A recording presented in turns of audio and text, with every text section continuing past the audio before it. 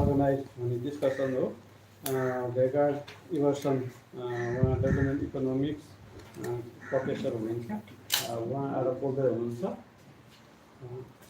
6 जुलाईको चाहिँ समाज विज्ञान अनुसन्धानबारे प्रतिस्पर्धासँग खुल्ला अन्तर्क्रिया हुन्छ। त्यो चाहिँ खास गरी ब्याचलर लेभलको अलिकति लास्ट इयरतिर पढिरहनु भएका मास्टर्स एमफिल लेभलको स्टुडेन्टहरूलाई टार्गेट गरेर गरिएको यो अन्तर्क्रिया कार्यक्रम हो। र अरू डिस्कसन्सहरू यहाँ पछाडि दिएको छ 20 जुलाईको। र अर्को चाहिँ अब हाम्रो एनुअल कन्फरेन्सको भोलि छ डेडलाइन एब्स्ट्राक्ट सबमिसन। यदि लास्ट आएर सोचिरहनु भएको छ सबमिट गर्नुपर्ने भनेर भन्नु सोचिरहनु भएको छ भने चाहिँ त्यसको एक्सटेन्डेड डेडलाइन चाहिँ 30 जुनमा छ। त्यो एउटा अनाउन्समेन्ट भयो। अब हामी पहिला परिचय गरौँ सबैमा, आफ्नो नाम र आबद्धता भनिदिनु होला। त्यसपछि आजको टपिकमा हामी जान्छौँ। म देवराज हुनाले माथि चौतारीमा नमस्कार, म पत्रकारिता छु र अहिले युमा आबद्ध छु र यो कतारमा बसेर 3 वर्ष रिपोर्टिङ गरेको हुनाले मलाई चासो पनि छ। म गौरव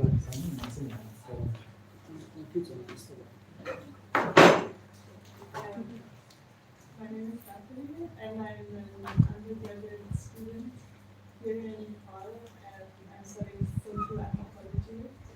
We are doing our personal research here. I'm Lisa. I'm also an undergrad student from the University of Zurich. I'm also here for my military research project. मेरो नाम चाहिँ प्रतिशोधन, म हिमाली चौतारीमा काम गर्छु। My name is Dice and I'm also a social anthropology student at the University of Zurich. मेरो नाम अना हो अनि म स्विट्जरल्यान्ड विश्वविद्यालयमा काम गर्छु अनि अहिले हाम्रो एक्सपर्जन।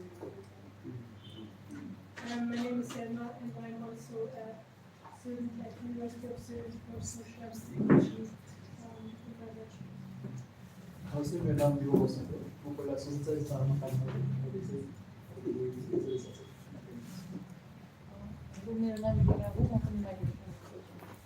मेरो नाम सञ्जीवा हो, म यही काम गर्छु। नमस्ते, मेरो नाम समाज श्रेष्ठ हो, म सोसियोलोजी विद्यार्थी अहिले माथि नेपालीमा आएको छु। नमस्ते, म कोरियन विद्यार्थी छु। नमस्ते, मेरो नाम सुमन हो। नमस्ते, मेरो नाम केस। मेरो नाम रमेश हो।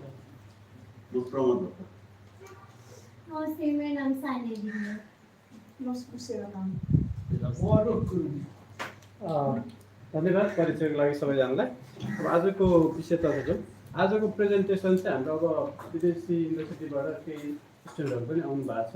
उहाँले नेपाली नबुझ्ने हुनाले हामीले इङ्ग्लिसमा भनेर रिक्वेस्ट गरेका छौँ। इङ्ग्लिसमा प्रेजेन्टेसन मेनली इङ्ग्लिसमा हुन्छ, नेपालीमा पनि आवश्यक पऱ्यो भने हुन्छ। पछि डिस्कसन जुनसुकै दुइटै ल्याङ्ग्वेजमा गर्न सकिन्छ।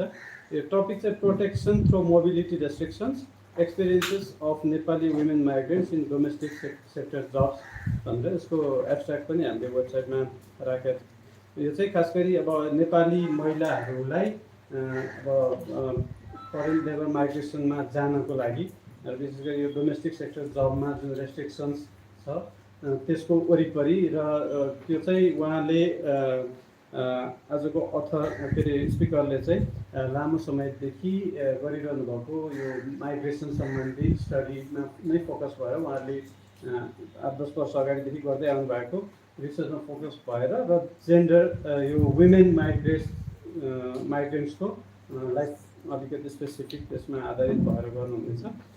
उहाँको बायो चाहिँ म छोटोमा पढेर सुनाउँछु। Arjun Kharel is an assistant professor of sociology at Tribhuvan University and a research fellow at the Center for the Study of Labor and Mobility of Social Science (PAR).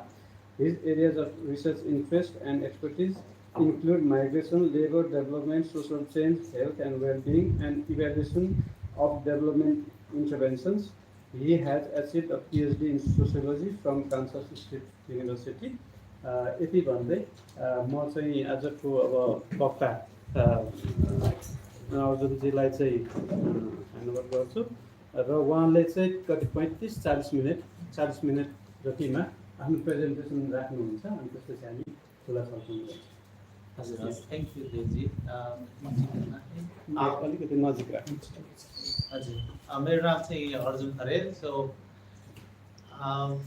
yeah actually I did my PhD dissertation was on female labor migration to the Gulf countries and so I mean I decided writing a dissertation on female labor migration because of the actually travel bans enforced at the time. That was 2014, 13-14. So but later on, we through this research institution that I'm affiliated to, we were able to do more research in that topic or with the women migrant workers, and a fairly large sample. And we collected some survey data, and so in Nepal, so we have this discussion related to migration and women migrants issues through different development agencies and also other migration related stakeholders which are working for making migration safe and dignified. And the discussion, but I mean in this present, but for some of these discussions, I feel are not very much informed by what is happening actually at the workplace. So my goal in this presentation is also actually to provide some information regarding what the workplace is like for women migrant workers, and as well as to briefly discuss whether the policy is helping, and also how Nepali women are migrating in the context of travel bans for domestic work. So the research context is of travel bans that have been frequently enforced enforced against Nepali women migrant workers, and so there have been many cases of enforcing travel bans and lifting of travel bans. So very recently, there is a blanket ban on migration for domestic work, and that was in 2017, but that age limit of women for 25 years, under 24 years of age, that also exists. But I mean, there is a larger ban, so age limit actually doesn't seem to have an impact in that sense. So this lifting of travel bans and enforcing of travel bans have been going on, and the idea is to protect the migrant workers, and so current travel ban is also that applies for actually male migrant, so not only for women migrant, but since women migrant workers are predominantly employed in domestic sector jobs, so that actually affects them more than men. So whenever the cases of abuses and exploitation in foreign countries are reported in the media and also reported by the government agencies, diplomatic agencies, Nepali diplomatic agencies in the foreign countries, then the bans are enforced in Nepal for the protection of women migrant workers. So the cases of abuses and exploitation actually are real. So, and whether that is real or not, that is also the main goal of this presentation, like to provide some data from that data that has been collected from the migrant workers themselves. But I mean, the other question is whether the ban is helping women migrants. So, I mean, then the evidence actually is not supporting the ban. And so the host countries, labor host countries also want Nepali women migrant workers as domestic workers. But the discussion has not been very fruitful. So I mean, the bureaucrats and others, they say that actually Nepal government doesn't prioritize it, so it's prioritizing the migration of men rather than women for domestic sector work. So, so in the context of travel ban, so what is happening in terms of migration at the macro level? So that will be the first goal of presentation, to discuss that, and after that to discuss the prevalence of violence and identify some factors associated with the risk of violence at workplace. So migration scenario at the macro level in Nepal. So just to so actually with the travel ban, migration migration of women has not declined, even for labor migration with labor approvals that is issued by the government of Nepal. But we could also say that actually, more women could have migrated in the absence of travel ban. So, women's share in total labor permits issued is increasing, and it's constantly increasing. So, new labor permits in the last fiscal year, the number was just over 50,000 compared to over 300,000 issued for men. So women are migrating, but the destinations have changed, and also they are probably migrating with fake documents. I mean, fake means the contract is for some other job, but they have reached the destination for a domestic sector job. So this is based on Nepali Standard Survey data, so which is more comprehensive than labor permit data, because labor permit data does not capture migration to India and also migration through informal channels. So, but Nepali Standard data shows that over 500,000 Nepali women migrants in destinations. That was in 2022-23 when the study was conducted. And there is a substantial presence of women even in those countries where the travel bans are imposed. But we don't, we know they are employed, but the desegregation by employment, that data is not available as far as I know. But in Saudi Arabia, Malaysia, Qatar, some thousands Nepali women are there. But a larger share of Nepali women are in countries like Australia. The number for men and women are very comparable in Australia, and also they have higher share in countries like Japan, Canada, Australia, even in South Korea, and Israel. And also we often actually do not acknowledge or do not remember the economic contribution of women migrant workers and women migrants in general. So in the same survey finds Nepali women in the last fiscal year, last survey year, that was 2020-23, sending about 10% of total remittances received in Nepal. So that was the contribution of women. And if we look at the survey data from 1996 to 2023, we see the women's share in total remittances getting bigger and bigger, but it's still women's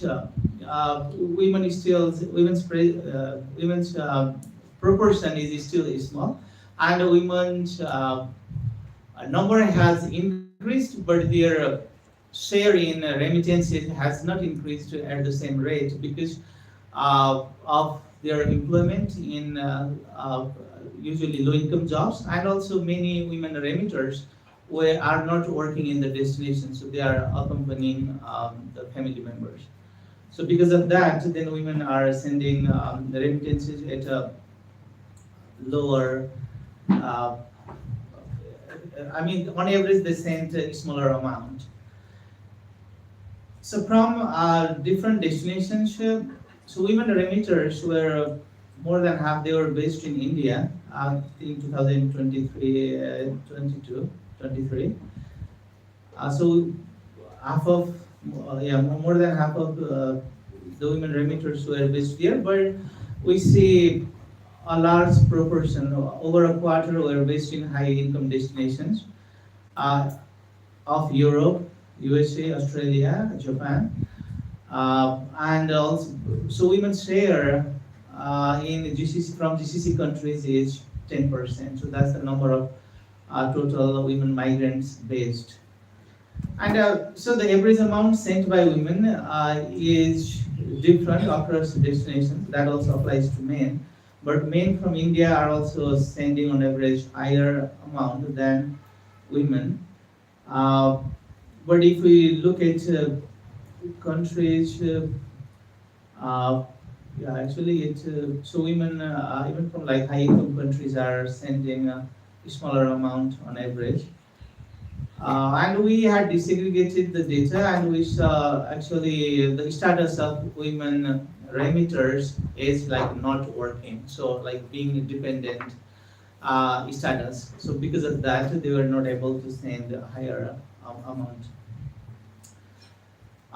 So how women are migrating? So one thing we can look at the data of regularized labor permits for women and men workers.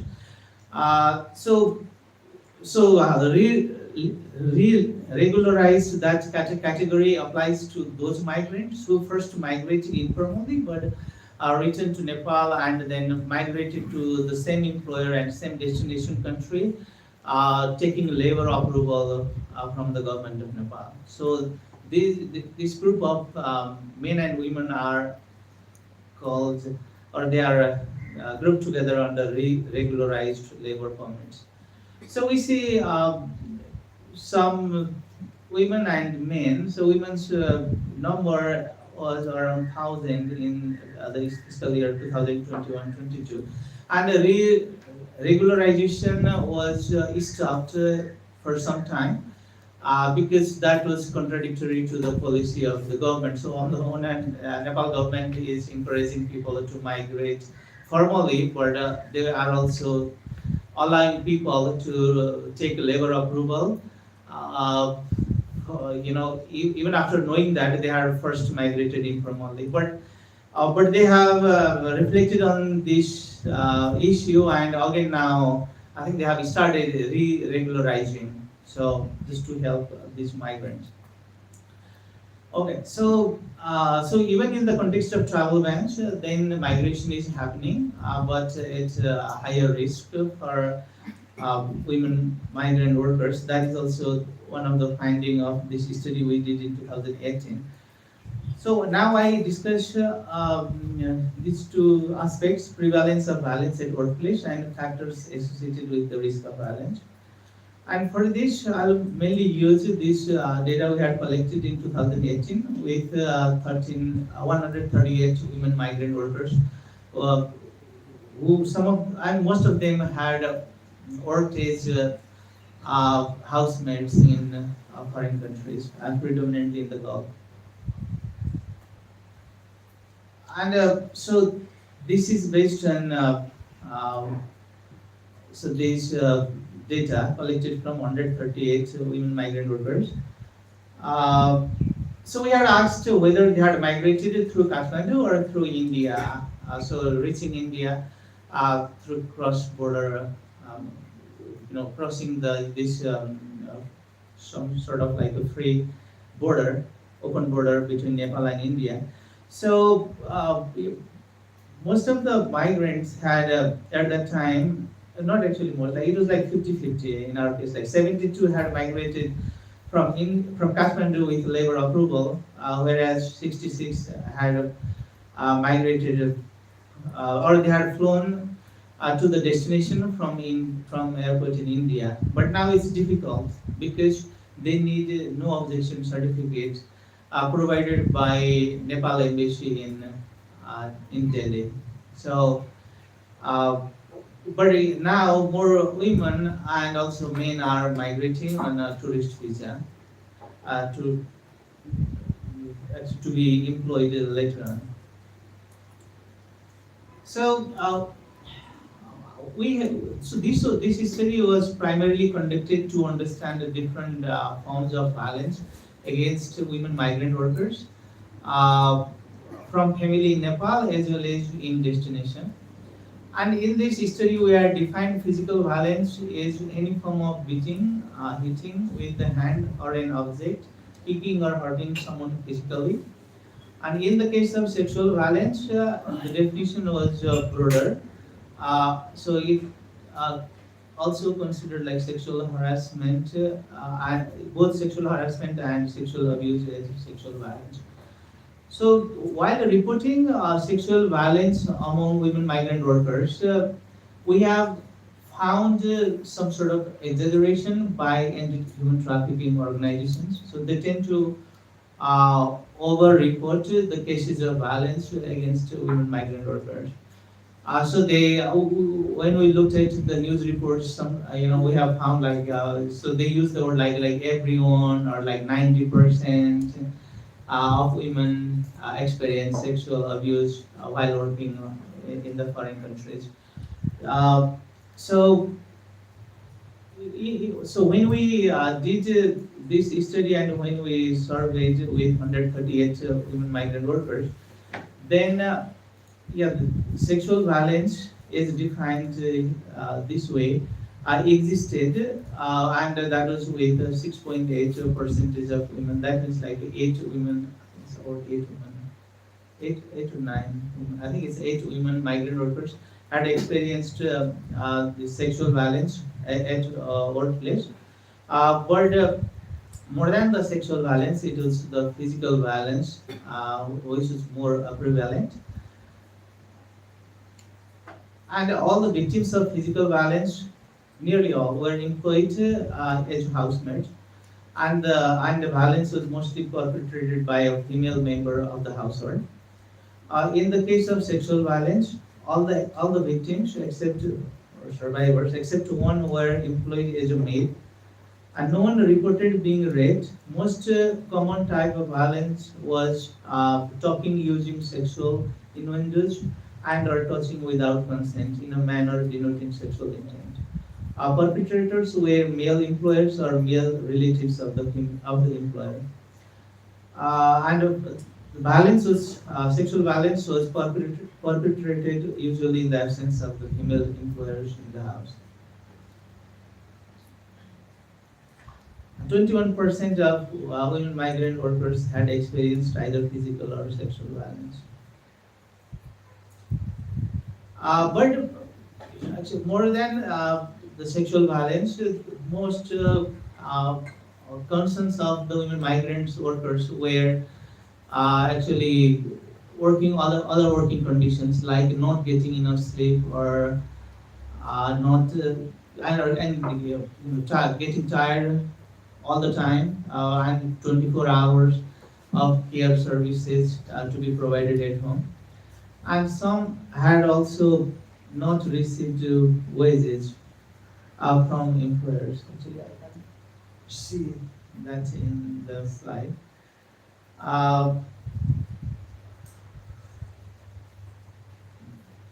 So altogether, like 42% of women migrant workers had slept only 6 hours or less. But when we did the interviews, some women migrant workers, they said that the current working condition was really bad, and for them that they could not sleep at all and had red or kind of bleeding eyes. But that was reported by just like 1 or 2 women migrant workers. But sleep deprivation was prevalent among larger number of migrant workers.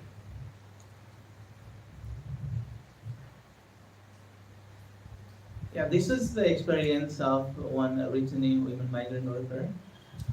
The house was very difficult. The owners were not very kind, and they made me work 12 to 14 hours a day. There was no fixed timetable. I had to clean the house, mop the floors, and go up and down in that big house all the time. I stayed there for less than a year and came back. So that was that. This was the. So she would fit in among those women migrants who had bad experience while working in the destination.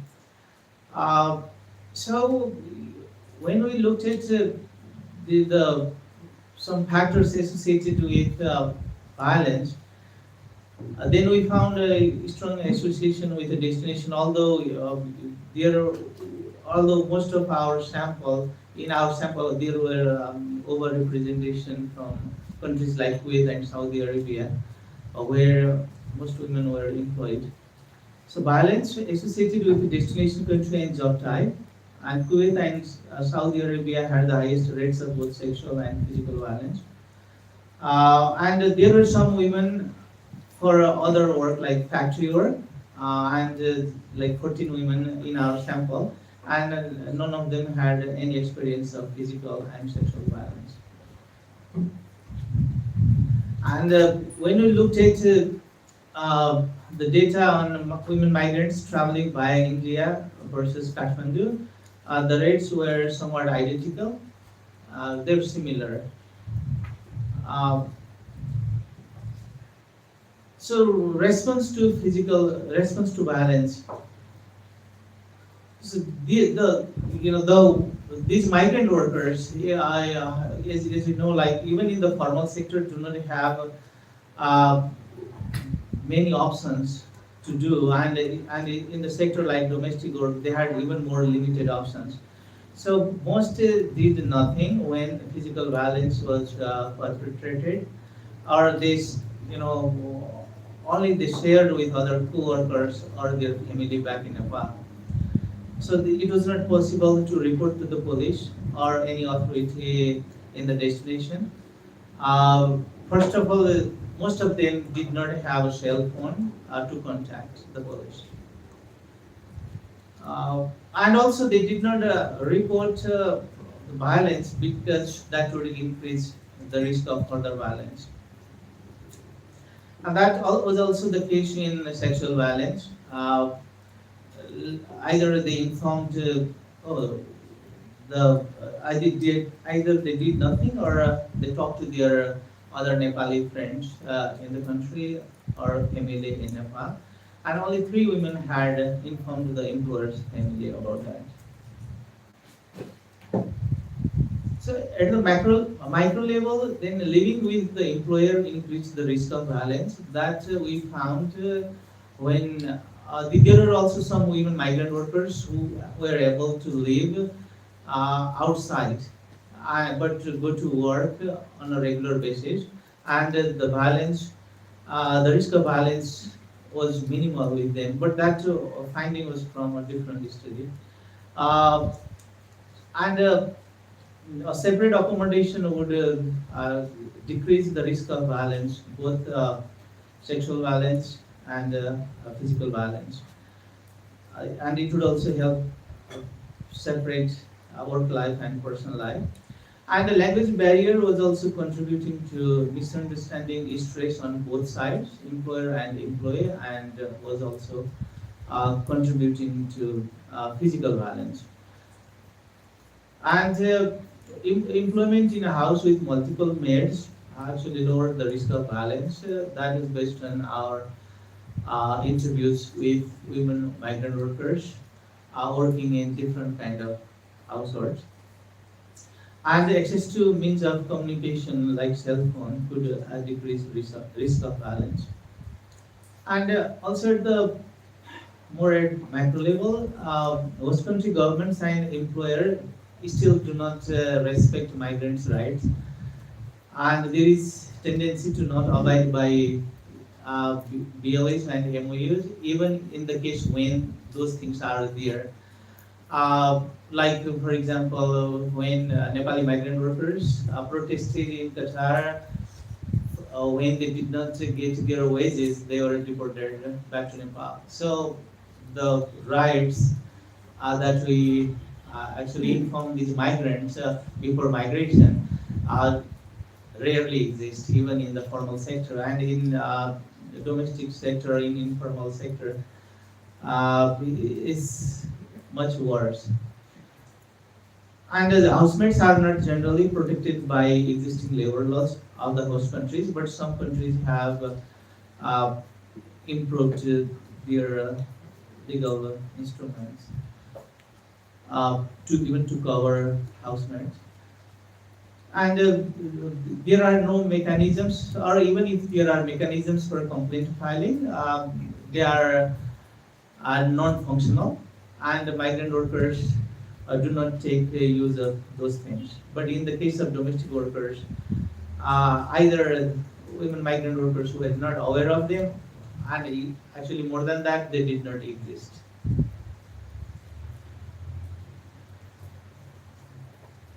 And even when they report the abuses by employers, then the relevant authority or police usually sided with the employer.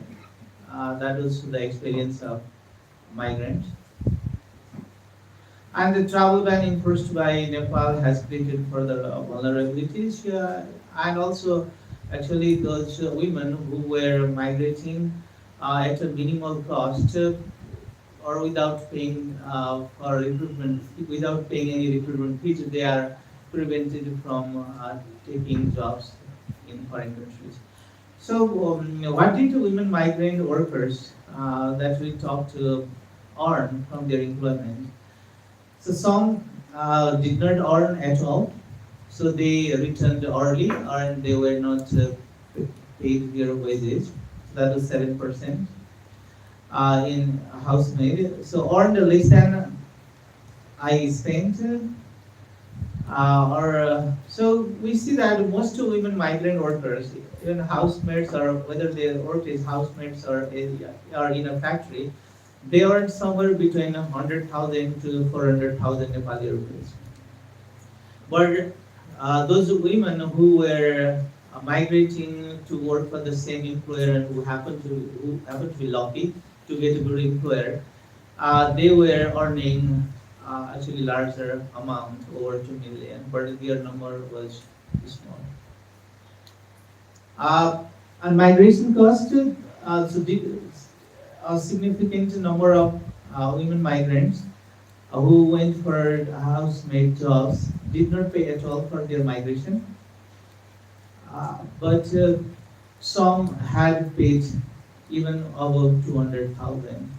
But that was based on the destination. So if you are going to work as a domestic work in a better income destination, actually relatively better, like UAE or Qatar, they would pay a bit higher. And some had paid a very high amount of money for migration.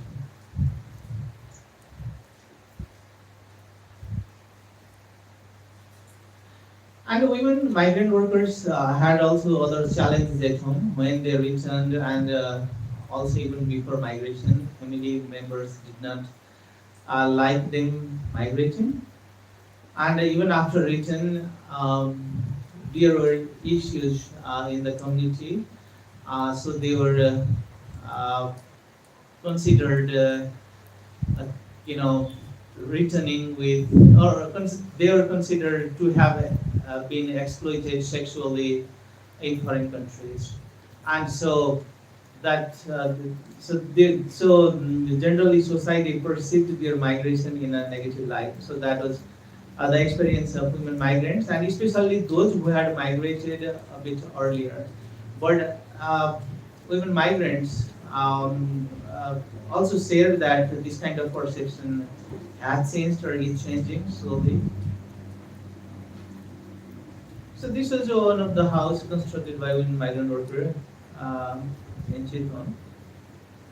So some of the provisions I feel like that could help the migrants, like a separate accommodation for workers, and a fixed work schedule could be implemented that way, so that and specific to housemates, and also financial well-being of employers. So usually the employers who are struggling themselves seem to, but that is based on a small number of sample or interview data we conducted.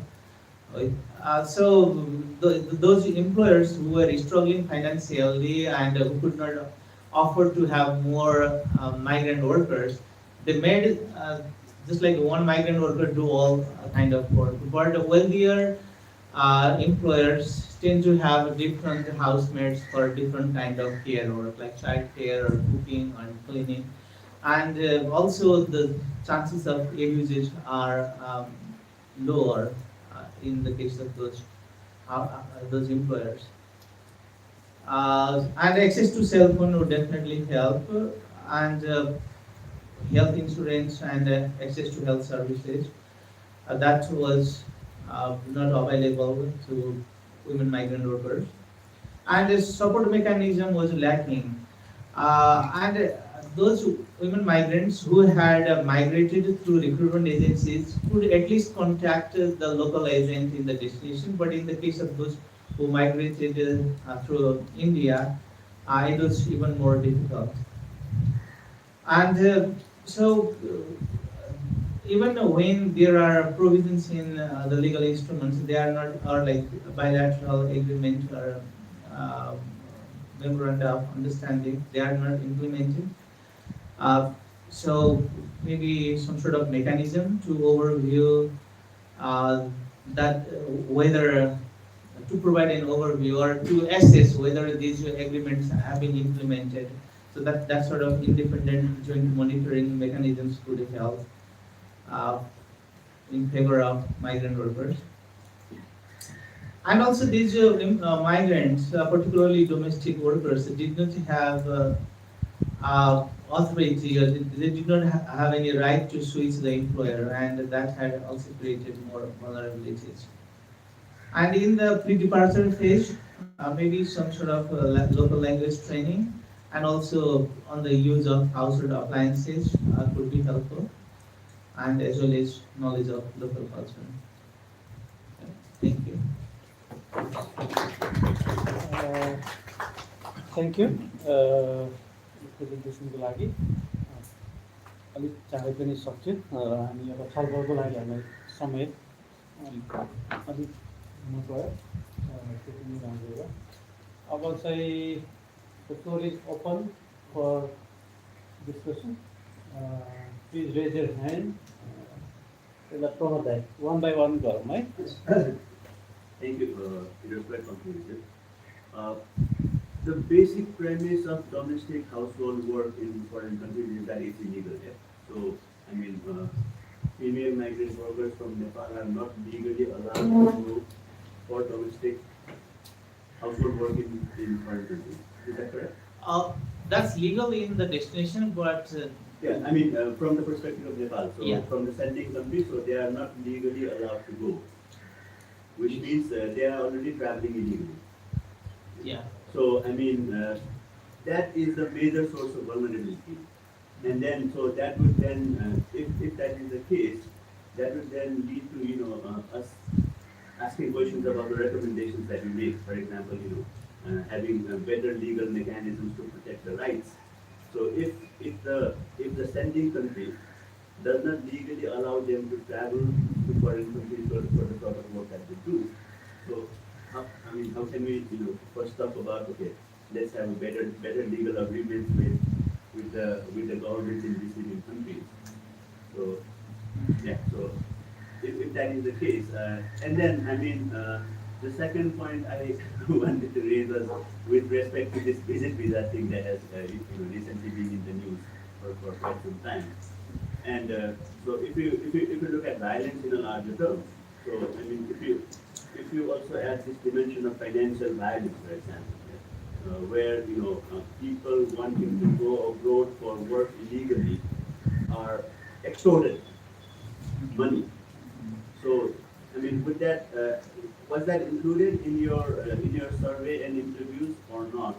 Because then that, looking at the cases that we have seen reported in the media, so that would probably lead to a larger number of such female workers actually facing other types of violence as well.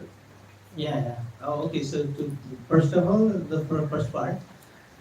So actually, the women migrants are migrating legally. Okay, from their perspective. So how it is, and also because they are migrating with legal documents and they have all the things required for travel and also to work in the destination.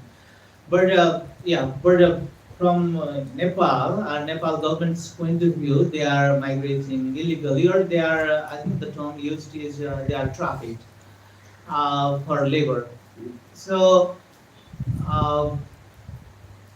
I mean, government. Okay, so we have So the. when you use the word traffic, I mean that already connotes a sense that these women are already vulnerable. No, I'm using that in court. Okay, so that is the word. That's the term.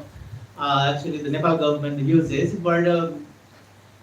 So migration scholars or migration activists or migrant organizations and migrant themselves. So actually, I think it's better to talk about what migrants think of that. And we had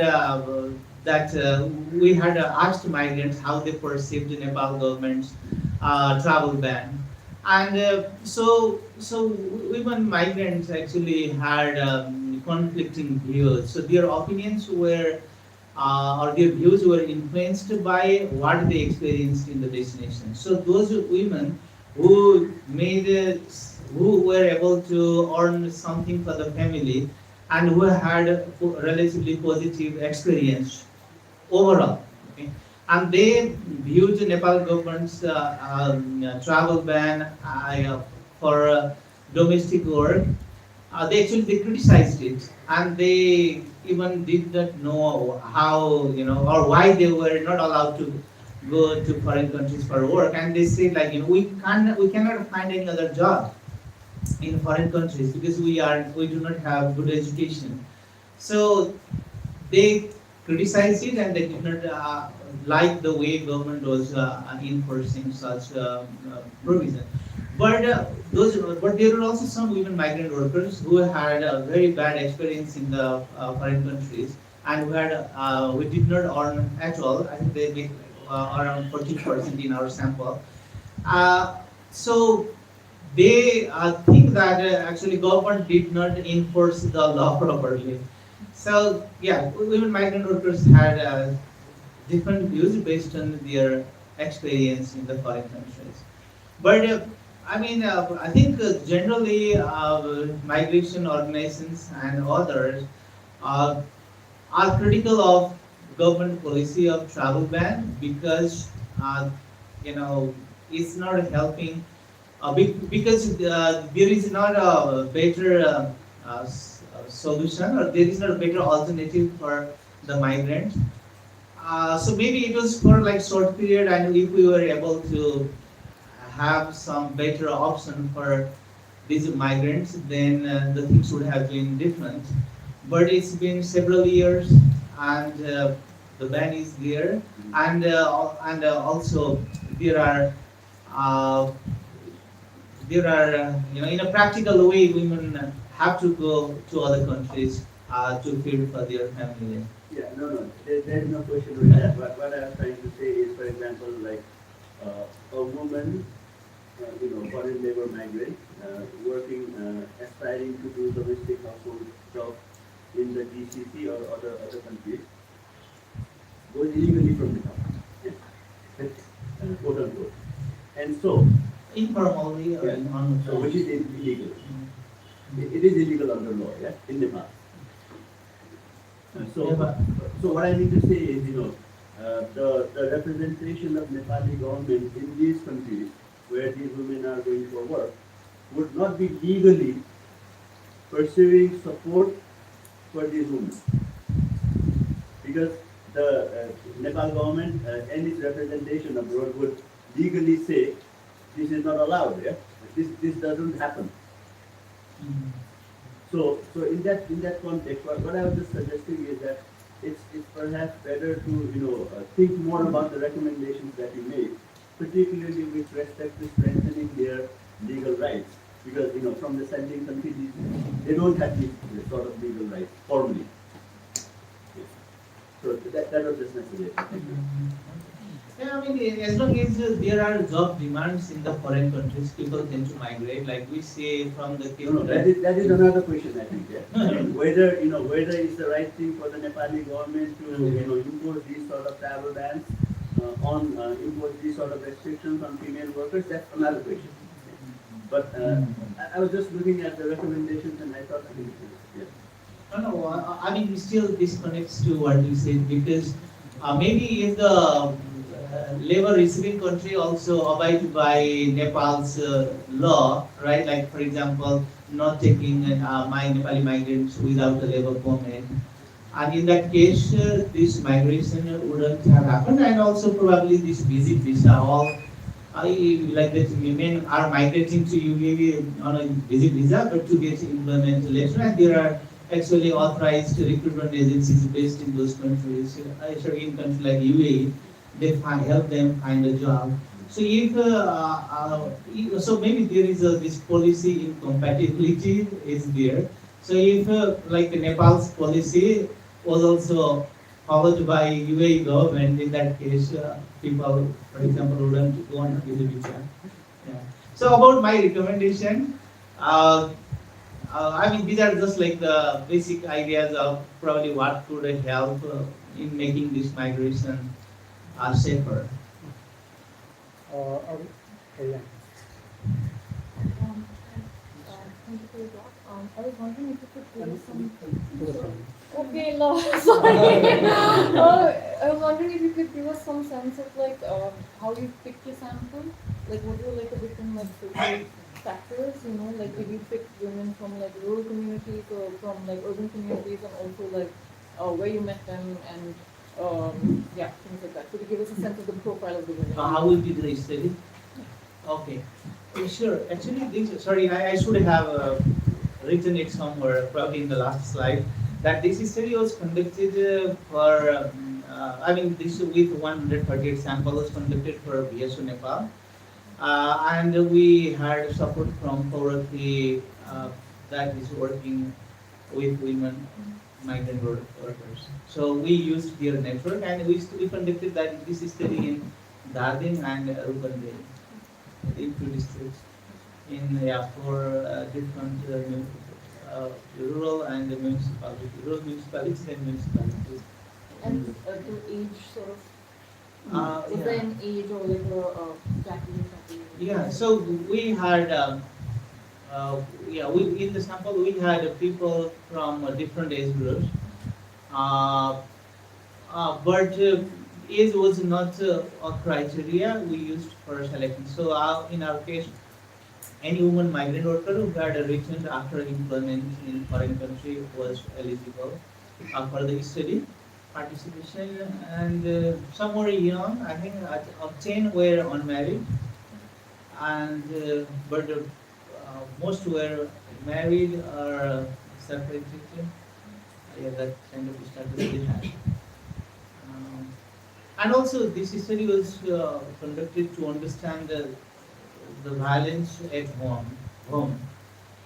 So we also have data on. So this study is main goal was to understand physical and sexual violence in Nepal and also in foreign countries, and actually to see if there is a relationship between violence in foreign countries and violence in Nepal. That kind of thing. Right, and actually I now remember your question also about this other forms of violence, right? So government has this policy of not allowing any cost on migrant or not allowing any fees to be collected from migrant workers, or the maximum fees could be only like 10,000 rupees in the case of migration to Gulf countries and Malaysia, but people are still paying a huge sum for migration of any type. So that is definitely we can. That is a violation of their probably right to earn money or to go free of cost. But did I answer your question? मलाई चाहिँ एउटा question किनभने यो death of कानी शेर्पा कुवेतमा हुनुभयो अच्छा त्यसको रियाक्सनको रूपमा यो restriction आयो गभर्मेन्टको रियाक्टिभ भएर त्यसपछिको पोलिसी सिचुएसनको कुरा गर्दाखेरि पोलिसी अथवा अर्गनाइजको हिसाबले गर्दाखेरि कुन देशमा कति माइग्रेन्ट वर्कर्स छन् भन्ने पनि त विवरण सरकारसँग हुँदो रहेछ। त्यसलाई इजरायलको त देखियो को कहाँ कहाँ हुनुहुन्छ विवरण ल्याउनु भन्ने कुरा 16-17 इरानमा छन् अनि 5,000 प्लस इजरायलमा छन् भन्ने हो। तर को जान चाहनुहुन्छ को कहाँ आउनुहुन्छ भन्ने इन्डेक्सिसमा पनि अपडेटेड डाटा हुँदो रहेछ। त्यही कुरा रमेश चन्द्र पौडेल भन्ने कतारको राजनीति अस्ति इन्टरभ्यू दिँदै हुनुहुन्थ्यो। युट्युबमा फेसबुकैले पढ्नु सकिन्छ सुन्न सकिन्छ। उहाँ के भन्दै हुनुहुन्थ्यो भने 3.5 लाख चाहिँ कतारमा छन् तर को कहाँ कहाँ के गर्दैछन् त्यसमा हिसाबै छैन। गभर्मेन्टतिर मागे मैले यता नेपाल गभर्मेन्ट देशमा भएछ कतारमा त्यो पनि छैन भन्ने त्यो चाहिँ खालि मैले अरूको अध्ययनमा कसलाई इन्टरभ्यू दिएर गर्नुभयो त अब जस्तो थाहा छैन त्यसैलाई पनि तपाईँलाई के थाहा भएन कसलाई भेट्नु भएन कसरी गर्नुभयो तपाईँले how did you processed in your research? त्यही त अघि भने जस्तै होइन इन्टरभ्यू त महिला कामदारहरू जो विदेशमा काम गरेर फर्किनु भएको थियो उहाँहरूसँग गरेँ। मैले मात्रै गरेको होइन। एक्चुअली यो स्टडीमा चाहिँ जस्तै मेरो थेसिसको मात्र म आफैले नै गरेको इन्टरभ्युजहरू महिला कामदारहरूसँग यो 130 हजुर यहीँ गरेको नेपालमै गरेको अध्ययन हो। अनि हाम्रो रिसर्च टिममा टिम चाहिँ ठुलो थियो अनि त्यसमा महिला रिसर्चरहरूले नै महिला कामदारहरूलाई इन्टरभ्यू गरेको हो। यसमा चाहिँ विशेष गरी यसमा चाहिँ त्यो सेक्सुअल एन्ड फिजिकल भाइलेन्सका कुराहरू पनि सोधिने हुँदाखेरि उहाँहरूले अलिक कम्फर्टेबल चाहिँ महिला रिसर्चरहरूसँगै हुन्छ भनेर त्यसरी गरेको। यो बिएल र एमओयूको कुरा पनि थाहा लाग्छ। हजुर त्यसमा हुन चाहिँ कति भयो 100मा कति भयो होला इम्प्लिमेन्टेसन? त्यसै नभएको छैन तर अब केही प्रोभिजन्सहरू चाहिँ अब इम्प्लिमेन्ट भएको छ। त्यो जस्तै फर्मल सेक्टरमा जस्तै लेबर कम्युनिटी लिएर जानुभएको केसहरूमा जस्तै केही मिनिमम वेजेसहरू दिने अनि जस्तै अब बिचमा चाहिँ कति घन्टा कामहरू घाम बढी भएर बेलामा नगर्ने भन्ने सर्टेन कुराहरू चाहिँ इम्प्लिमेन्ट भएको पनि हुन्छ। जस्तै पनि त्यो अब पैसा नदिकन नै कामदारहरूलाई पठाउने भन्ने कुराहरू छ।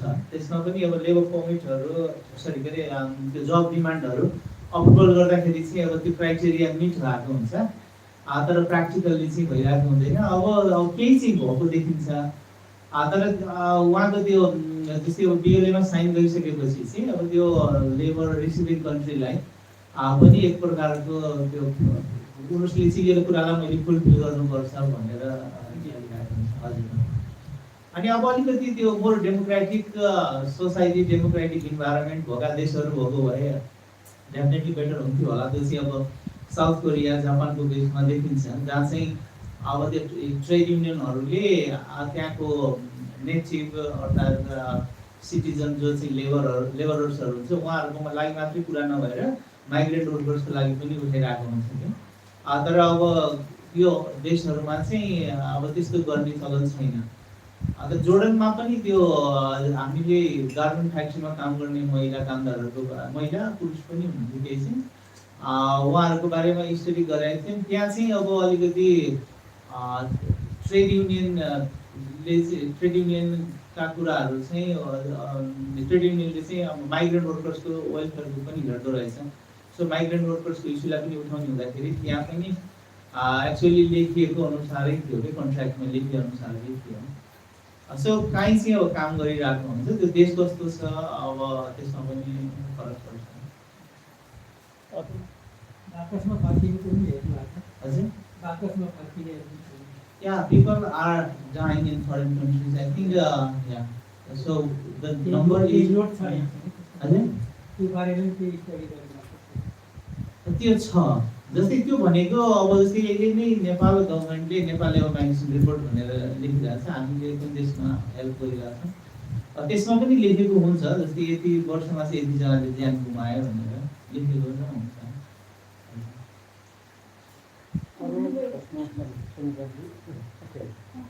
मेरो चाहिँ रियाजीसित नै अलिअलि जोडिन्छ उहाँले अघि भन्नु चाहिँ भएको थियो तपाईँले रेस्पोन्स चाहिँ गर्नु भएन जस्तो तपाईँको रेस्पोन्डेन्स को चाहिँ त्यो कास्ट इथनिसिटी ब्याकग्राउन्ड के थियो एउटा त्यो होइन त्यस्तो नेपालमा चाहिँ त्यसमा बढी चाहिँ फिमेल माइग्रेन्ट्समा चाहिँ बढी आदिवासी जनजाति महिलाहरू अझ त्यसमा पनि तामाङ महिलाहरू चाहिँ बढी भन्ने ओभरअल त्यो खालको पिक्चर छ नि त तपाईँको रिसर्चमा चाहिँ त्यो खालको डेटा चाहिँ कस्तो खालको पाउनुभयो मलाई चाहिँ त्यो बुझ्न मन लागेको ए ओके सरी मैले त्यो स्लाइड त्यो डेटा राखेको हुन्थ्यो त्यसमा हुनुहुन्थ्यो जस्तै यो छेत्री बाहुनहरू तर्फबाट पनि ग्रुप पनि तर धेरै चाहिँ हिल जनजाति ग्रुपको नै अब हुनुहुन्थ्यो त्यस्तै गरेर जस्तै तराई दलित भनेर आइडेन्टिफाई गर्नुहुने ग्रुपबाट पनि हुनुहुन्थ्यो अनि चाहिँ तराई जनजातिबाट पनि हुनुहुन्थ्यो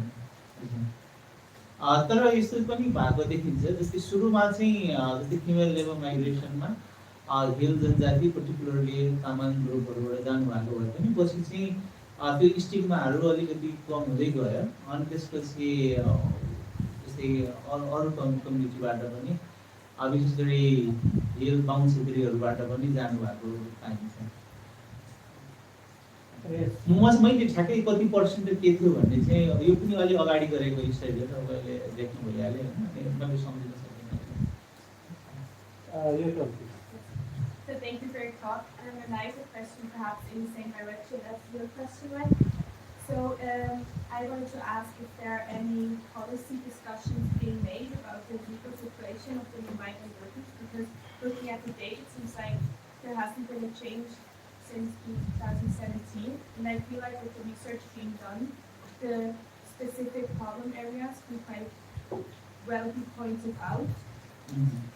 Yeah, I mean the ideal scenario would be definitely some sort of labor agreement between Nepal and any destination country that wants to take Nepali workers, and Nepal government is pressing the destination country to make to make some commitments, especially in the case of women migrant workers, like and the guarantee of certain things.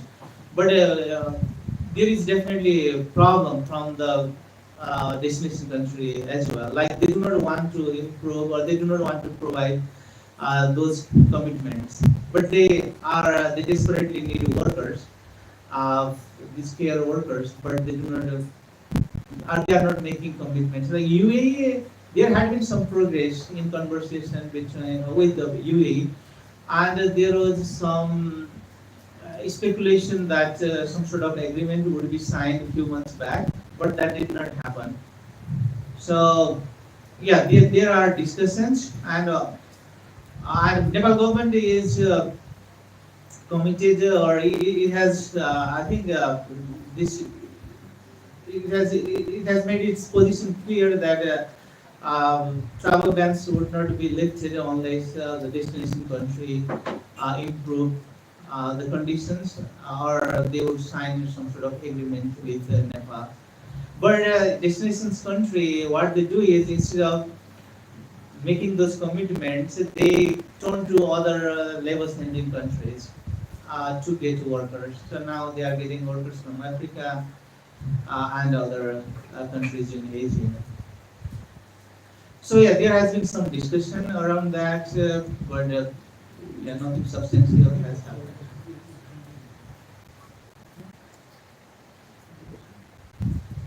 म एउटा अघि यहाँ त्यो deport गरेको कुरा पनि भन्नुभएको थियो नि डिपोर्ट गरेर चाहिँ अब त्यो इम्प्लोयरले अब भनौँ न त्यहाँ केही अब इम्प्लोयरलाई केही समस्या लाग्यो भने उसले डिपोर्ट गर्ने भयो अर्को चाहिँ अब त्यहाँ नेपालको अब जो रिप्रेजेन्ट गरेर बसेको छ सरकारी संस्था अथवा भनौँ न इम्बेसी त्यहाँ चाहिँ अब कुनै केस यो भाइलेन्सको केस चाहिँ त्यहाँ पुग्यो त्यहाँ पुग्यो भने उसले चाहिँ अब यो चाहिँ इलिगल हो हाम्रो नेपालको कानुनअनुसार यसलाई रिपोर्ट गरिदिए भन्छ कि अथवा त्यसलाई कुनै अर्को हिसाबले डिल गर्छ कि उल्टो पेनाल्टी लाउँछ कि अथवा केही कम्पेन्सेसन दिएर फर्काउँछ के छ त्यो इलिगल पुग्यो भने भन्नु होइन त्यो त्यहाँ भएको डोमेस्टिक वर्कमा इन्भल्भ भएको अब त्यहाँ केही भाइलेन्स भयो त्यस्तो रिपोर्ट भयो अब कतैबाट त्यो कहाँ भन्न जाने भन्दा एम्बेसी होला नि त अब कति मान्छेहरूलाई त यो लिगल इलिगल भन्दा पनि हाम्रो सरकारको रिप्रेजेन्टेटिभ यहाँ छ यहाँ भन्न पऱ्यो भन्ने होला त्यो जब थाहा पाउँछ नि government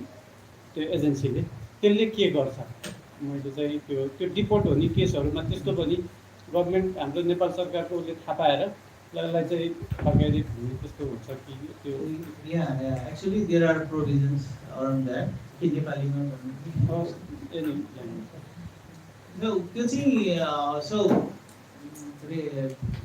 those women migrants who run away from the household and who are like found who happen to contact the police, sometimes they are left at the Nepal embassy or consulate office, and the Nepal government Nepal embassy provides some documentation like a travel document to return to Nepal, but again they need this exit thing गर्नुपर्ने हुन्छ.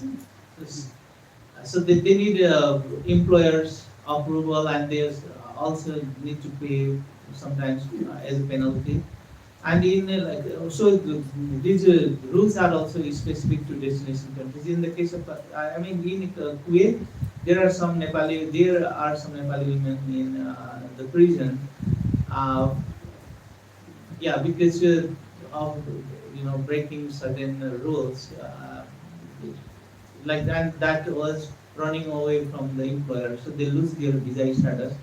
But Kuwait actually allowed many Nepalis to return home during the time of COVID. And also I don't know actually whether it still allows workers, it allows workers to change the employer, maybe not. So they have to pay penalty, or even there is prison sentencing is there. कोही चाहिँ अब 3 महिना 6 महिना प्रिजनमा बसेर आएको भन्ने पनि भेटिन्थ्यो हामीले स्टडी गर्दाखेरि.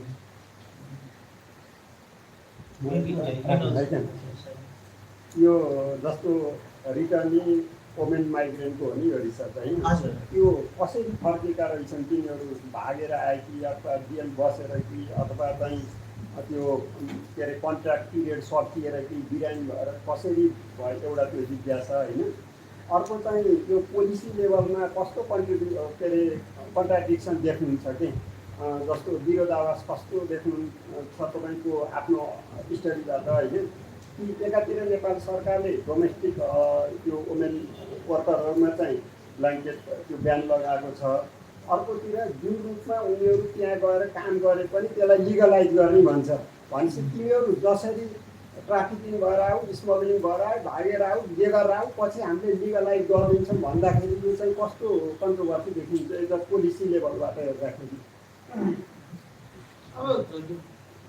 मैले अब त्यो कम्प्याटिबल नभएको त देखेर अब त्यो कुराहरू आएको भएर गभर्मेन्टले अलाउ नगरेको चाहिँ थियो होइन. तर वास्तवमा त्यो त्यसले चाहिँ माइग्रेसन फ्लोलाई त्यस्तो असर गरेको भन्ने खालको त देखिँदैन. त्यसले गर्दा अब जस्तै त्यो प्रोभिजन हटाएर अब पोलिसी कोअरेन्स बनाउँछु भन्यो भने फेरि अर्को मान्छेको लाइफ चाहिँ झन् गाह्रो हुन्छ. विशेष गरी त्यो जसले लेबर के अरे रिरेगुलराइज वेबाट गइरहनु भएको छ नि, उहाँहरूलाई झन् गाह्रो हुन्छ कि अब घर परिवारलाई भेट्न नआउने, आउन नपाउने ओर्ने हुन्छ.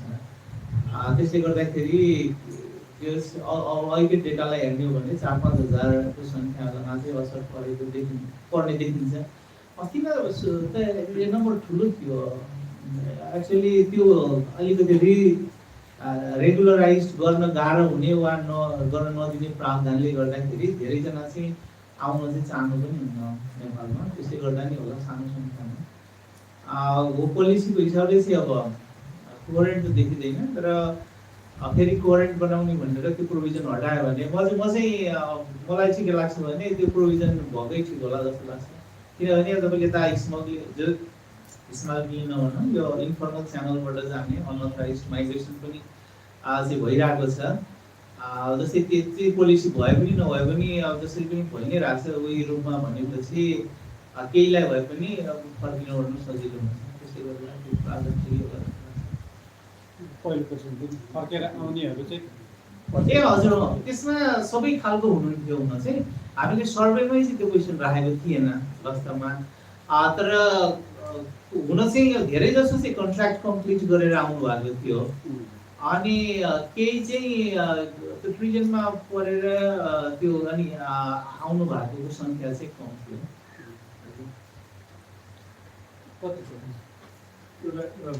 Before we started having this massive migration of Nepali, what are now called labor migrants, the original migration was, in our history, was Gorkha soldiers. So, since I'm only the second person in the room who is now approached 60 years old, I'm just reminding that 35 years ago, in Nepali public discourse, if you ever talked about Gorkha migration, there were two elements of it that would come into discussion. One would be what we can describe today as trafficking, but not real trafficking, which is when you talk about Nepalis who were recruited mostly inside Nepal to join the then British Army. Let's forget the Indian Army for now. British Army's Brigade of Gorkhas. There were mainly people from the Nepali left who would say, "Oh, these are mercenaries," and the counter argument used to be, no, these people are being actually recruited under the tripartite agreement done between Great Britain, Nepal, and India, and these people are going under their own will. These two elements used to get highlighted all the time. So that was the debate. If you look up debates about Gorkha soldiers in the year 1990 in the pages of Himal, you would find this as the prominent features of that debate. So I bring that debate to this discussion, right? What Pramod was asking earlier about sort of legalities. Now let's turn that around and say, at that time the debate used to be, Nepal's a poor country, it has to send its men out, so beggars can't be choosers, so we'll send out people to the British Army under conditions that are mostly set by them. Despite the tripartite agreement, we have no business in the table when the tripartite agreement's any feature is being reinterpreted by India or Great Britain. Or even I think we resort to various kinds of notions about what is legal. Do we have a MOU with that destination country? But it's in a way, people are leaving because they are desperate, and the country that are getting our men and women doesn't give a shit about their human rights, doesn't give a shit about their working conditions. It's obvious, researchers, thousands, like dozens of other researchers now have. Now every third article written about Nepal now is about migration, right? And every third PhD student is doing research on migration, including some in this room. Maybe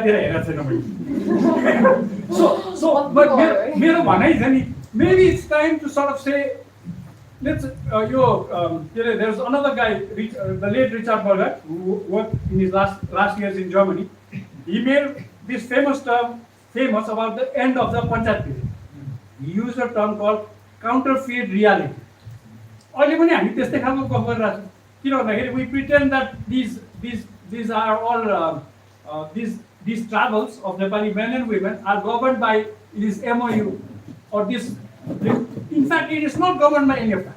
In fact, our state then facilitates a mechanism in our own airport in this city where people's real experience of extortion, big time happens even before they are boarded the bloody plane.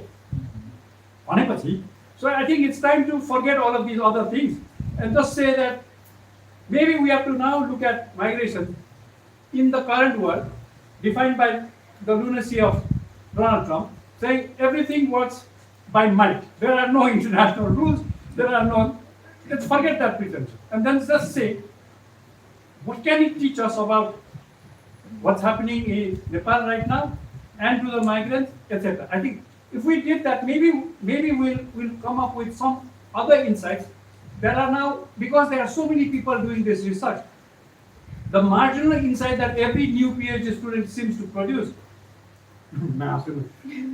is really marginal. It's really tiny. It's not adding up. So my recommendation is people need to study other things other than migration. It's now overstudied. So I'm not discouraging people who are doing this already. But for new people, I think it's time to look at other aspects of Nepali society. There's too much study on migration, right?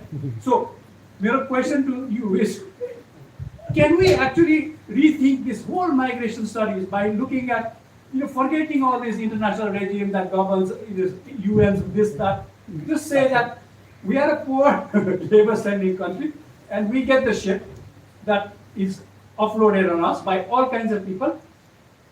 But is there then a mechanism through which we can improve the conditions of our fellow citizens when they go abroad, whether they are men, women, they go to GCC countries or to other countries? You made a distinction between relatively better democracy bhayeka countries, South Korea, Japan versus GCC countries, right?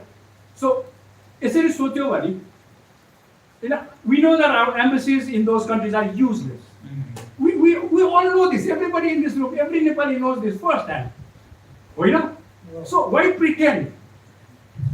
The other thing is, like in the early days in 1990s, the notion of Gorkha soldiers going to work somewhere else on their own, by exercising their own will. Trafficking is becoming a word. Exactly what counts as trafficking is very difficult for researchers to actually say. Can agree, because if the people who are passing through our airport are actually passing through with contracts that everybody knows is a fake contract, but is actually a valid legal paper, then they're not really being trafficked. They're going actually by exercising their own free will, just as we did for the Gorkhas 35 years ago, or 235 years, okay, 135 years ago. So, boring discussion, boring discussion boring. I'm getting a little bored with too many discussions about migration that are not adding up intellectually. No, I agree. Sorry,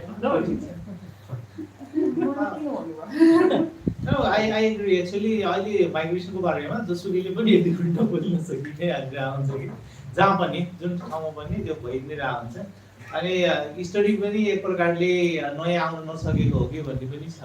जस्तै अब specially in Nepal where research is driven by donor agencies, and then we saw that during the time of COVID, like every organization was writing about the impact of COVID and migrant workers.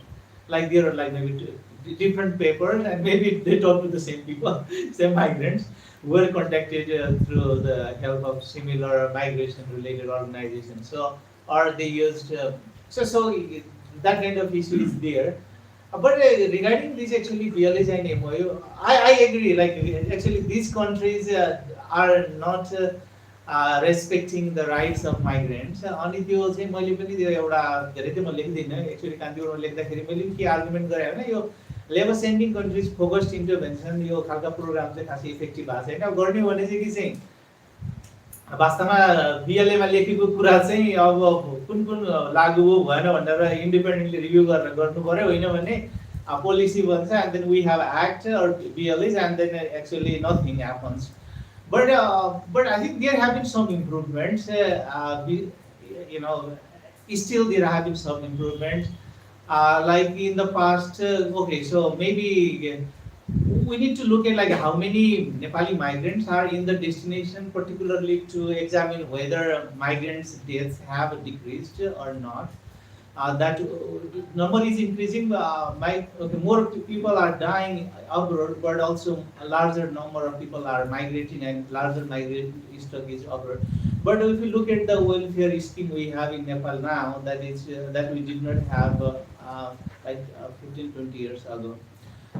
Still, which is better, and I think that still having BLAs and maybe some international pressure help little, but still helps, I think. It doesn't help much, especially even the migrant cost पनि अब हामीले पनि युए जाँदाखेरि actually एकजना नेपाली भेटेको थियो, उहाँ इन्डियामा काम गर्दा गर्दै युए पुग्नु भएको रहेछ 1980 मा। अनि एकदमै फर्स्ट क्लास त्यो एक्सपिरियन्स के उहाँको माइग्रेसनको। अनि इम्प्लोयर अहिले पनि त्यही इम्प्लोयरसँग हुनुहुने, काम गरेर महिनाको लाइक 5-10 लाख रुपियाँ भन्दा बढी स्यालेरी थियो उहाँको। तर काम पढ्नु पनि यता पर्वततिरको हुनुहुन्थ्यो, पर्वत कि पश्चिम देश वेस्टर्नतिर हुनुहुन्थ्यो। अनि उहाँको चाहिँ पढ्नु पनि भएको धेरै होइन, 5-7 कक्षा मात्रै पढ्नु भएको, अब त्यहाँको भाषा जानेर। So even before we had this Foreign Employment Act, he migrated, the first Foreign Employment Act of 1985 भन्दा अगाडि नै he migrated, and then he has a very good life. So but yeah, but okay, so even okay, so but still having this kind of BLS, I think it helps. फेरि चाहिँ free ride जस्तो भएर even like more exploitation हुन सक्छ कि भन्ने पनि अर्को हुन होला भन्ने लाग्छ। I kind of agree with Francis, but I also disagree, and I think it relates to the quality of the research that is being conducted. I think is clear, and the kinds of questions that are being asked, and especially because this report, part of it was for an NGO one, right?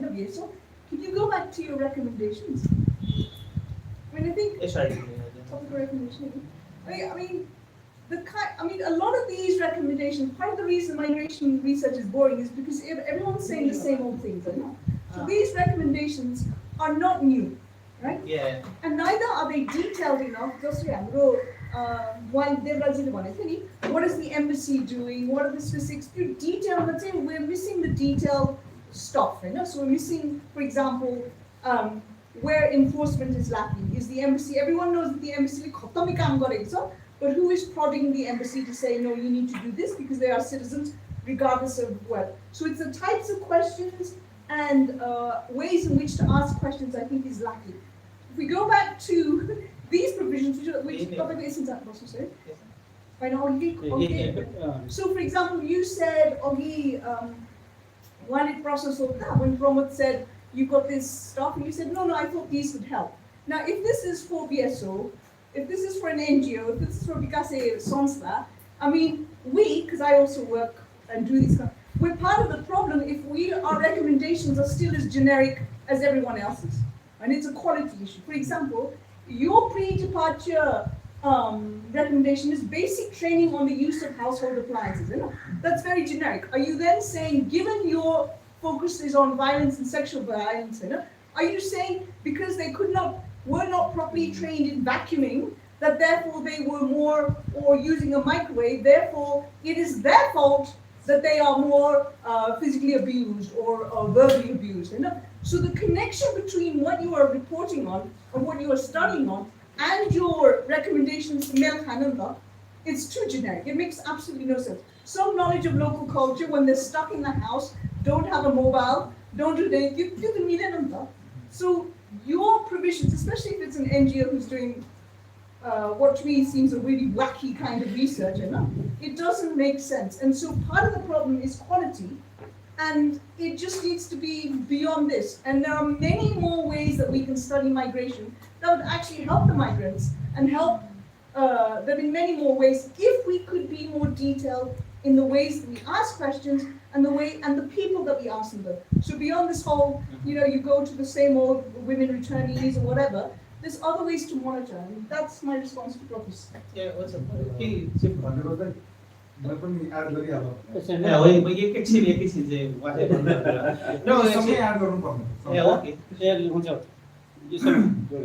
दुवैजना समावेशी गर्छु है र दुवैजना disagree पनि गर्छु है। यस्तो छ, म जुन पोजिसनमा छु बडा ट्रिकी पोजिसन छ हैन।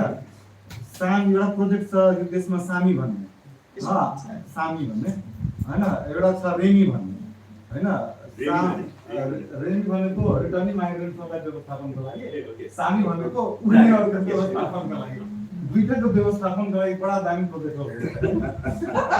अनि कस्तो भने म भाग्यले जुन पोजिसनमा छु अहिले, त्यो पोजिसनहरुको त्यो ठाउँहरूको ब्रिफिङ चाहिँ मलाई आउने रहेछ क्या, because I go and then they talk with me, because अब विकासहरू हो मलाई बोलाइहाल्छ त्यो कामहरू हेर्दिनको लागि भनेर है, अनि म चाहिँ जान्छु त्यहाँ चाहिँ होइन। त्यसपछि उनीहरूको मान्छे पनि आउँछन् है, कि रिटर्निङ माइग्रेन्टको लागि के गर्नुपर्छ भनेर विदेशी कन्सल्टेन्टहरू पनि सबै आउने अनि कुराकानी गर्ने, त्यसपछि यताबाट पनि जानेहरूलाई पनि त्यस्तै काम हुन्छ। I mean, the quality stuff is a serious problem because I will give you one example. Doha airport thing was going on. The football airport, there were journalists after journalists who came in Nepal that if there is a death migrant on that in that stadium, कोही death मान्छे छ भनेपछि त्यसको खोजीको लागि चाहिँ पुरा परिपरि धम्साको कोही भेटेन हैन। नम्बर चाहिँ यहाँ काठमाडौँमा चाहिँ प्रचार भयो कि there is a के भन्छ सबै त्यो भयो अनि त्यहाँ चाहिँ त्यो वर्कआउट खोज्नको लागि चाहिँ गयो स्टेडियम्स अफ डेथ भेटिएन छ पुरा त्यो स्टेसन नै फ्रान्सको जर्नलिस्ट आएर सबैसँग भेटे पनि मैले होइन, त्यो भेटिएन छ। अर्को चाहिँ दुविधा भनेको यो रेनीवाला आयो होइन, कि रिटर्निङ माइग्रेन्ट्सहरूलाई चाहिँ यो इन्कम जेनेरेटिङ गर्नु पर्यो के गर्नु पर्यो भनेर चाहिँ भन्छ है। अब त्यो रिटर्निङ माइग्रेन्टको कहाँ खोज्ने भन्ने कुरा थाहै छैन होइन, कुन लोकेसनमा छ के छ त्यसलाई गर्ने के भन्ने कुरा पनि थाहा छैन। सामीको पनि छ एउटा दुःख फेरि यी दुईजनाको कुरा सुन्दाखेरि बडा के लाग्छ क्या, यी दुईजनाले चाहिँ लेबर माइग्रेसनलाई एकदम डिप्रेसिङ बनाएको छ, as if like there is no hope in that migration, त्यहाँ मात्र एक्सप्लोइटेसन छ, त्यहाँ मात्र शोषण छ भनेर चाहिँ दुईटै प्रोजेक्ट ल्याएर चाहिँ दुखेसो पुगेर बजाएको छन् है। तर फेरि पोलिटिकली हेर्दाखेरि I see all the mayor candidate board अध्यक्ष and some सांसद candidate all are returning migrants, and they have a good money, right? So I probably I don't know. So I think it's overdone research, but overdone research which are not of quality data, and government पनि आएर भन्छ यो गर्दै त्यो गर्दै त्यो गर्दै यो गर्ने त्यो गर्ने भनेर गर्ने के भन्ने कुरा नबुझ्दैछ। सरी तपाईले आफ्नो चाहिँ एप्लिकेसन भन्नुभयो नि, म प्रदेश सरकारसँग आएको ए ओके या सो ठुलै मान्छे योजना एकको भनौँ न, right, so yeah, where Remy and Sami projects are going on, I'm also aware of it.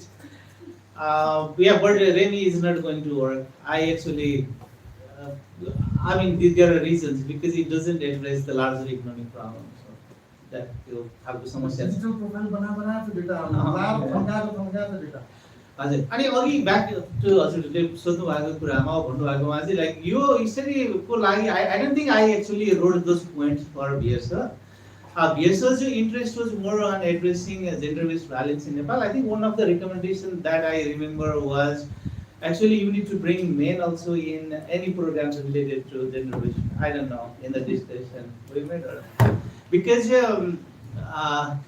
one finding was that so more okay, so when we analyze the data we saw women's education and awareness not helping reduce the violence, it was actually men's education which had statistically significant impact, and that was actually on that basis we made that recommendation.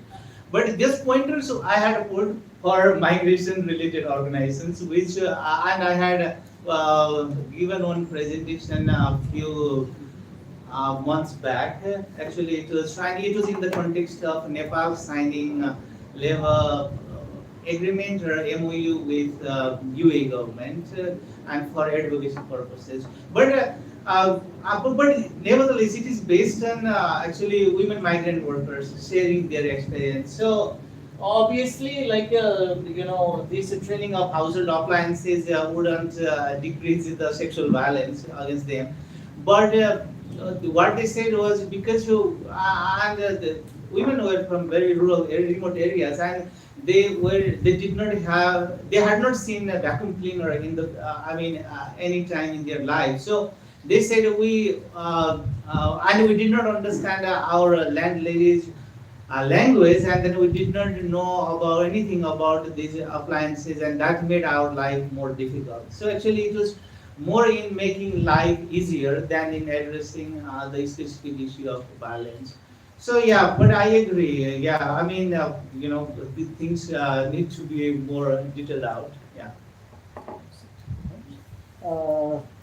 यसमा होइन तर basically चाहिँ हामीले दुईवटा कुरा चाहिँ हामी डिनाइलमा छौँ जस्तो लाग्छ people will always migrate I'm here because I migrated from my village I'm looking for opportunities so let's not deny them give them the residency अनि अर्को चाहिँ हाम्रो nature of the Nepali state अघि प्रोफेसरले भनेअनुसार पनि first I think around 70 years till 1885 उसले चाहिँ गरेन Gorkhas were being recruited in this party They are always been there. always there अनि 70s र 1970s 80s को माइग्रेसन स्टडिज मोस्ट चाहिँ इन्टरनल माइग्रेसन जहिले पनि कन्ट्रोल मात्रै गर्न खोजिरहेको छ पहाड रिटियो तराई ध्वस्त भयो त्यो मात्र छ अनि वाट अहिले जुन कानुनहरू छ दिस इज नथिङ न्यू अनि मेरो प्रब्लम चाहिँ के हो भन्दाखेरि चाहिँ इलिगल होस् इन्फर्मल होस् पिपल विल अलवेज माइग्रेट अनि वाट क्यान यु डु अनि तर चाहिँ बेसिकली चाहिँ यसरी यो रिसर्चहरू गर्दा get this use meta context in our not let's not reduce it to one kind of problem.